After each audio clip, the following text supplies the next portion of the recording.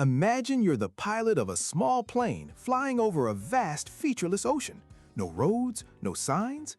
To find your destination, you can't just say, head northeast.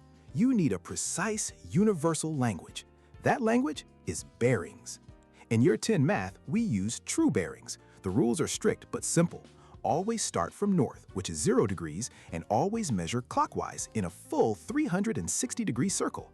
So, east is 090 degrees, south is 180, and so on, always written with 3 digits.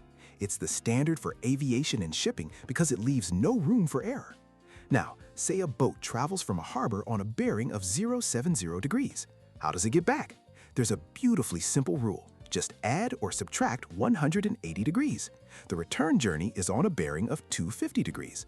This works because the north line at the harbor and the north line out at sea are parallel, a neat trick of geometry that guarantees a safe return. But what about a more complex journey? A plane flies 100 kilometers on one bearing, then turns and flies 80 kilometers on another. This creates a triangle. To find a direct path home, you need the angles inside that triangle. Here's the most common mistake. The bearing number is almost never the same as the triangle's internal angle. You have to use parallel line rules to deduce the true angle of the turn, then apply the powerful sine and cosine rules to solve the puzzle. This isn't just for exams. When 2 rescue stations get a distress signal, they each get a bearing.